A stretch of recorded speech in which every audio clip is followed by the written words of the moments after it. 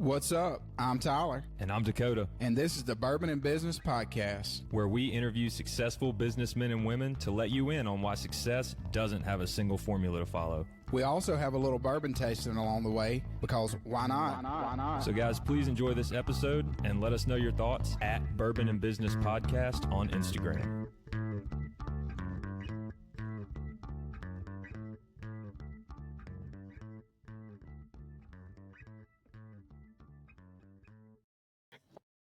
Coming to you from the Bourbon and Business Studio here at the AC Hotel in Ridgeland, Mississippi. I'm Tyler. And I'm Dakota. And this is the Bourbon and Business Podcast. Dakota, you want to tell our listeners about the AC Hotel and what makes it fantastic? The AC Hotel is absolutely fantastic. It's the best hotel here in the Jackson metro area. They've got business meetings, they've got corporate events, and they have weekend stays. It's fantastic. And sliced bread at breakfast. Okay. Great place to stay. So, well, that does it for you? Yeah, that's all you need? Yeah. Okay. You want to introduce our guest to us? I do. Today, we have special guest Nick Glimsdahl, podcast founder, Press One for Nick, and author of The Heart of Service. Thanks for having us, fellas. It makes me want to stay at the hotel with sliced bread. I tell you what, Tyler knows how to sell it, man. Yeah. It's the best thing, the sliced bread. You can tell he's a salesman. That's if you're not sure. First, you're last. Amen. That's true. In the great words of Ricky Bobby. Yeah. And what are we sipping on? We are sipping on Rossville Union, master-crafted straight rye whiskey, and this is the barrel proof.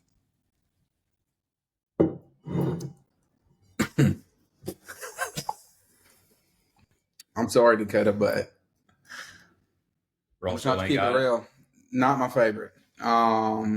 It's got an extreme burn to it. It's very, very, very stout coming out of the bottle. So if you like something that's stout, like around the moonshine level, you may like this. For me, it's a little much. That's fine. So I'm going to have to give it a 6.5. Wow. Not my favorite, but doesn't mean it's not someone else's favorite. And if you want to pick up a bottle of this, you need to go to Cheers Vineyard in Gluckstadt. Ask for JT. They have everything you need there. Or He'll hook you up. Instead of need. Well, Nick, we appreciate you coming on today. We like to always start this to tell our listeners who you are, your background, and then how you got to the point of founding your podcast. Man, well, we only got 30 minutes, and I got to speak quick, I suppose. I should have had some of that Rossville. Well, at the end of the day, like, I've been in sales for a long time. I kind of grew up selling right from the beginning. Right out of school, I was selling cookies, pastries, and pizzas and nonprofits, and I was kind of hustling, right? I was the sales guy, operations guy. I was the marketing guy, the delivery guy, the janitor, operations, the one-man shop that was in Illinois. I transitioned into a company called Mavidia Technology. We did managed IT services and website design. From there, I moved on to Columbus, Ohio, and worked for a company called Easy IT, where we also did managed IT services and did that for a few years. And now I work at a company called VDS. So we design and implement and provide ongoing managed services for Genesis Cloud in the contact center. So honestly, when it comes to that, to the podcast, like, there's a small thing called COVID. I don't know if you guys heard about that, but kind of shut everybody down. And I was trying to find a way to add value to not just my clients, my prospects, but I was having a lot of really good relationship conversations with peers. And I was like, you know what, maybe I should just try this podcast thing and see how it works. So I was asking a bunch of friends, and most of them said, no, I'm not going to have any of these conversations on record. But some of them did say yes, and I thought they went okay. And I think the line in the sand is about 7 episodes. We're all podcasts go to die. And I made it past 7 episodes, and then I kept asking some awesome people, and I kept kind of going upstream. And I was like, well, this person said yes. Maybe I asked that next level person as well. And I think I have, 350, 360 some episodes out. And it's been a heck of a journey interviewing a lot of really cool people. Yeah. So what type of topics are y'all covering on your podcast? Yeah, honestly, it's kind of a wash, like anywhere from customer experience, customer service, but it's also, you think of some of the bigger ones that you might know is like Chris Voss. He wrote the book called Never Split the Difference. So I had him on the podcast. That was pretty awesome. But he talked about tactical empathy. He talked about mirroring, asking open-ended questions, all sorts of really good questions. He's like, at the end of the day, when I'm speaking to a terrorist and they're trying to rob a bank, or they have a hostage negotiation because a prince's daughter is in the arms of danger, that person had no idea, couldn't really care less of what I had to say unless I heard what they had to say and actually like listened. And so it was really cool on that. But yeah, we talked about sales, the sales experience. We talked about the fan experience. We interviewed Jesse Cole from the Savannah Bananas. That was pretty cool. That was kind of before he even boomed. So all sorts of really cool people and conversations. Honestly, there was one guy, John O'Leary. He actually just came out with a movie called Souls on Fire. It's in theaters everywhere. So check that out. But at age 9, I think he was playing with fire like any boy, but blew himself up in his garage, had less than a 1% chance to live, burns all over his body. 3rd-degree burns. He spent about, was it 5.5 years or like a long time in the hospital, a boatload of surgeries. And he was all about perseverance, all about like loving the one in front of you. He said that he was about to head back into school. Short story. And he's got bandages, gauze. He burnt all of his fingers off. And he's pulling up in a wheelchair at school. And he's like, Dad, everybody's going to make fun of me. Nobody's going to like me. Why do I have to do this? Why am I a victim? And his dad looked at him, shut his door, and he's like, listen, John, you have the ability to be a victim or a victor. And if you have an awesome attitude and a great mindset and you come in, people are going to look up to you because of how you're reacting in the situation. There was another guy, Tim Kite, and he's no longer with us, ended up getting cancer and passing away, but he's got something called the R factor. And it's how, not just, it's E plus R equals O. And he's like, it's not necessarily the event is the main issue, or it's the event plus the response equals the outcome. And he goes, the biggest part of that equation is the R. It's how you respond to the event equals the outcome, not necessarily the outcome itself. So I can keep on going. I'm fired up about a lot of my guests here, and yeah, there's all sorts of conversations. Yeah, and I think that's such a true statement, and such a beautiful way to think about things. But so many people, a lot of times in life, we look at situations and we say, why is this happening to me, or why did this happen? But there's always a lot of times when you're in the situation that you can find positives, and then you can also take those situations and make them a positive. And in the podcasting world, you can tell people the story. You can tell them, say, hey, this is what happened to me, but because of that, that's where I am now. And I think that's the beautiful thing about life, that, as long as we're still breathing, there's still more to the story and more that we can add to it. Yeah. So, it's all in your mindset. Like you said, that R factor, that response. How are you going to respond when stuff hits the fan? It's always fun to talk about. Yeah, I'm going to be the hopeful one. I'm going to be the optimist. I'm not going to be negative all the time. But yeah, when that situation hits, when the trash pile that you start sitting on starts getting bigger, are you actually going to be able to keep that mindset or not? Because that's the deciding factor. Yeah. No doubt. Well, tell us about some of the patterns you've seen across the industries, because you've had a multitude of guests. You've interviewed a ton of people. You've gotten perspectives from all walks of life. What do great leaders consistently get right? I think just like if I were to think of all of them, which is they listened with purpose. And it doesn't matter if it was Chris Voss or it was somebody who was running Starbucks, the CEO of Starbucks, or if it was somebody who was running Magic Kingdom at Disney. They were beyond busy, but when they were focused on the person in front of them, they gave them 100% attention, 100% eye contact. They put their phone away, and they actually were purposeful with that time. That really was important, and really pulled out a lot of my guests. A lot of people can measure a lot of things. There's a ton of data, more data in this world than anywhere than you will ever, that will amount to anything. But what are you actually doing with the data that you have, and how do you make it actionable? So being purposeful and measure what matters, I think is one of the other ones that pulled apart. Leading by example. you hold the example of a parent said, do as I say, not as I do. You can't do that in business, right? You shouldn't do that in business. And so a lot of the leaders what's that? I said, you're not supposed to do it in parenting either. Yeah, right, right. But, and so I think a lot of it is what's the saying? A lot of it is the culture is caught, it's not taught. And I think the same is true with just leading by example. There's if somebody, you can say a message up front in front of thousands of people, but if you're not actually leading by that example or showing the mission and vision and values, then you're just this hollow version of who you should be. The last one I think is like just being obsessed with that lifetime value of that customer. Like, I think the problem in the market today is that you are focusing so much on, let's say the salesperson is focusing so much on the sale that they're not necessarily focusing on what happens at the signature or what happens at go live. And they're focusing more on the trust and how am I providing the value for the life of that contract instead of that short-term gain. So those are kind of the handful that I just kind of thought of.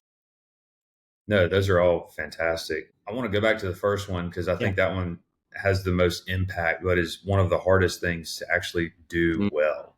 And that's listening with purpose. How does one listen with purpose? How would you say one gets better at listening with purpose? Because, I mean, Tyler's always on the lookout for ways to...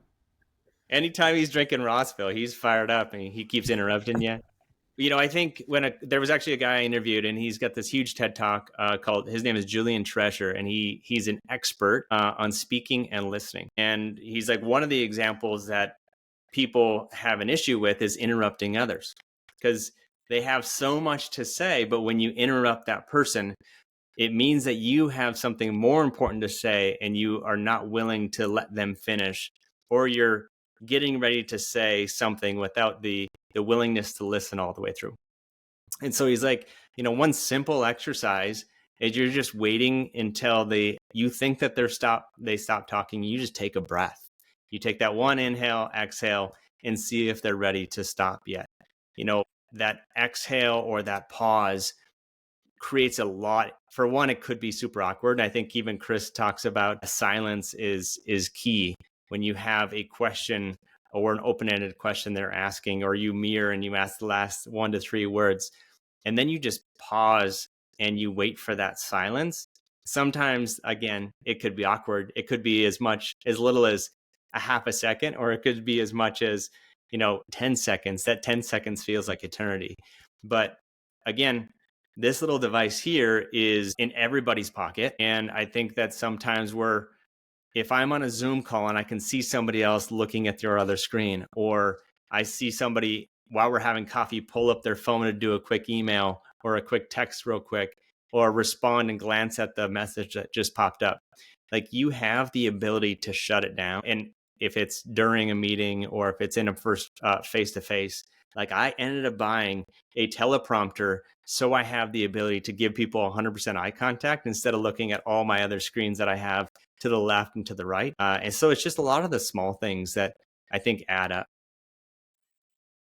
That's so good. Yeah, and I think you touched on... Did you get all that? Yeah, I got it all. One thing you touched on was the silence part. In a conversation, I think a lot of times, because of anxiety or whatever, we want to kind of speak to kind of ease the tension in the room. But a lot of times when we do that, and I think Chris talks about this, you miss what they're actually trying to tell you. Or you may even stop them from telling you what they're trying to tell you. And then, in a negotiation, that's a major thing, because you're trying to figure out from the other party, what do they want and what do they need? Well, if you're answering that for them, then it's doing you no good, and you'll probably never talk to that client again. So I think that is a pivotal part of speaking with people, is not losing the ability to sit in discomfort and to hear what they're trying to tell you. Yep. In sales, they call it like show up and throw up. I think that's the old rhyme. And gosh, I used to be so bad about that. I'd sit down in a client meeting and just like rattle off everything that I thought they were going to ask. And they didn't want to know any of that. But now I've just opened 50 rabbit holes that they could ask more questions about that I didn't have the answers to in front of me. And I was like, yeah, that probably doesn't need to happen. Why don't you just ask them what they want to talk about? And then it could have just been like, hey, I just needed to know what the name should be when I make the check. something like super simple that they wanted to like meet in person about because they just didn't want to talk about it over the phone. But here I've opened 50 rabbit holes now that they could, dive down any one of them. And I've just messed myself over because I started talking about stuff I didn't know. But, that's part of that purposeful listening, is actually being intentional with it and letting them speak. I used to believe, speaking to sales as the new guy, that the more I spoke, the better I sounded, right? Like the knowledge that I was trying to get out, even though I might not have known everything, the more I was speaking, the more word count that I could vomit, the more that people are going to be like, man, that guy's awesome. He's brilliant. I should buy from him. I don't even know what he's selling, but I want it. And the older I've gotten, the more I realize that is absolutely not true. It should be 80-20, the opposite way. And you're just asking really good questions, and maybe some open-ended questions and clarifying questions, and kind of getting to the root cause, and then just shutting up and waiting for them to speak. One of my favorite questions to ask is why. And so, like when I would have a meeting with somebody about like a trust or an estate, they'd be like, I need a trust. And I'd go, why? And that's like the best open-ended question ever, because people love to talk. And as soon as you ask them why, they feel like they get to just shower you with all of their hopes, dreams, wishes, and concerns at one time. And so that one question has opened the door for so many more open-ended questions and so many more meaningful conversations than probably any other question I could ask. It's just, when somebody tells me they want to do something, I say why. And that opens them up to say, he actually wants to know why I want to do something, not just that I want to do it. Yeah, the one question I like to ask is, what makes you ask that? Or what makes you say that? Like, that's an interesting question. Like, what makes you say that? And instead of being like, what makes you say that? Like, you say it with some curiosity, and it changes the dynamic. Yeah. And in sales, I think it's a turnoff to people when you're trying so hard to convince someone that they need this, that, this is the best thing. I think just being honest with people and asking questions and then actually doing what you say you're going to do, it's going to get you more sales than anything. If you're trying the hard pressure sales, we see it online all the time on social media. These people are like, you can't hang the phone up without getting the sale. It's like, you're not going to trick somebody into buying something. If you do, then they're probably not going to stay a customer for more than 2 days with you. So I think just being able to calm down a little bit and just say, hey, this is the product, this is what it does, and, leave it at that. And I think you're going to get more sales and long-term customers out of that. So, well, Nick, tell our listeners a little bit about what, after 300, how many episodes did you say? 357? Yeah, I don't know, 350. Let's go with that. So out of 350 episodes, like, what advice would you give a young person out there that says, or even, a middle-aged person that said, hey, I want to start a podcast? What advice would you give them? Are you asking for yourself? Yeah. He's way ahead of us. This is a free strategy thing. I would say, like, it doesn't have to be perfect to start. Come up with a plan and then just start executing on the plan. And you're going to screw up. You're going to ask dumb questions. You're going to say ums and ahs and a boatload. But what I would recommend is go back and listen to your tape. Like, if you think of a professional athlete or college player, let's talk about NCAA football since it's a season, right? There are specialists, there's specialist coaches that come back in between games and practices and they say, hey, let's go look at the tape. And I always think the same is true when I actually swallowed my pride and went back and looked at the tape and listened to the recordings. I was like, man, you sound like a buffoon. Like, let's not do this, or let's be more purposeful on the questions that you're asking, or let's not go through all the 10 questions verbatim, reading them line by line. You don't sound genuine. You're not putting out your best self out there. And then as you're getting more and more people to join you as a guest, like, look at what other people are doing. Listen to the Bourbon and Business Podcast and figure out what they're doing and what you like. What questions are they asking? Maybe what are they not asking? Why are they on a specific video platform, or how are they promoting it? There's a whole lot of things that you can do. There's technology out the wazoo that you can pay for, but all you need is like a $50 microphone that you can click into the USB and then get a, nice little 1080p to start at for a camera, and then just start creating content. Because the more you lean into it, the more you're going to learn. Just like anything, if I were to learn when I was a kid, I figured out how to play hockey, and then you slowly start getting better. The same is true with podcasts or being a subject matter expert in customer service or customer experience. Like when I first started this gig 8 years ago, I had no idea what the heck customer experience was. How did I become a thought leader? But I just started writing. And I'm sure that if I go back and look at my content, it wasn't great, but it was something.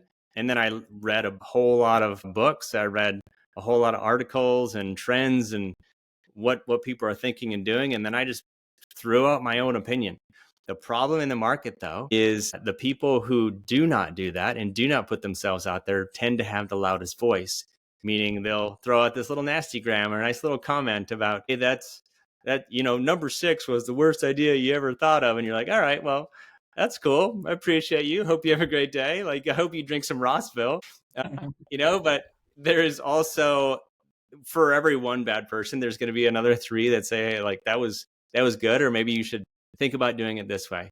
So surround yourself with great people too. And then just like look for peers in the market who are doing it better than you and just pick their brain. Hey, can I get 15 minutes? I'd love to know how you're doing this or doing that. Like, I'll give anybody time. I ended up creating a whole list of hardware or software or things that I could do. And I just started sending it to people anytime they asked, but that'd be my advice for them. Yeah. And I think if you even want to take it to the next level, listen to the episode with your spouse. They'll really tell you what you're doing wrong in it. So. Yeah. That's some rough. That's some close friends. Somebody you trust. Let ChatGPT listen to it and like ask it to roast you. I've seen people do that before. Oh yeah. That's a great way to point out some flaws for sure. But on a serious note, being consistent, I think is a big thing. I mean, obviously you're at 350 episodes. I mean, you didn't get there by skipping, whenever you have planned to put them out. I think you have to stick to that schedule and say, hey, we're putting it out, whatever the cadence is, and do that. Mm-hmm. Stick to it. I think anything in life, if you can be consistent and work hard at it, you can be successful. Yeah, 100%. That's a good word, Tyler. Yeah. Did you come up with that right now? I got one MN episode. So. That was kudos, my friend. Kudos. That was awesome.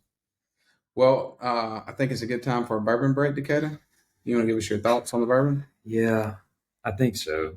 Rossville, I mean, I guess I just picked a bad couple batches here because I feel like the last couple have just been not great. It was super hot. I mean, I'm talking, it doesn't just put hair on your chest, like it's in your mouth. Like, you know what I mean? Like you got like mustache hairs and all kinds of stuff in there. It is hot, very hot. It is a 117 proof. Like the surface of the sun. But it's okay. The flavor is not bad to me. It's just the heat that's like, why did you do that? That wasn't necessary, So I'm going to land at a 7.0. A little higher than you, but not too much. Not too much. Well, I guess you do like them a little spicier. So. I do. I'm a 90 to a 110 guy. I've got like a 95, 105 if I'm going to narrow it down. But 117 is just, I don't think anything should be that. Yeah, that's spicy. That's just too high. There's no flavor after that. No. Your mouth is a volcano. It just melts away. Well, Crazy. Nick, tell our listeners, so what's next for you? So you got the podcast going on. What can we expect to come out here in the near future? Yeah, so I got the book is kind of still hot off the press. I think it's about a month in, and that's been good. So you'll see me on plenty of podcasts here over the next month or two. At the end of the day, like, I think there's a lot of still education that's needed for consumers. Kind of what I was talking about, we touched on a little bit, but something called the go live gap is what I kind of framed is, the sales rep tends to get paid on that one time of ACV and they care less what happens after that. And so it's my job and continue to educate the CCaaS market to help them drive outcomes and maximize their investment. And we're kind of waist deep in that. I'll probably get back into doing more press one for Nick stuff here in the coming months, but just be on the lookout. Feel free to find me on LinkedIn. And where can our listeners find the book? Find the book. Well, you could either type in theheartofservice.com and that'll actually bring you straight to Amazon, or you could just search it on Amazon and just search for The Heart of Service. Perfect. Wonderful. Well, we're going to give Rossville a 7.8. Excuse me, 6.8. What in the? We're going to give it a 6.8. And it's after drinking. It's got my mind messed up. Apparently. So we'll give it a 6.8. And however you stream this podcast, if you would give us a rating and follow us on social media, and we'll see you next week. Hope you guys enjoyed this episode. If you have any feedback or would like to be featured, reach out to us at bourbonandbusinesspodcast@gmail.com. Or find us on Instagram at Bourbon and Business Podcast. Thanks again for listening. Follow us for more content and info on the next episode.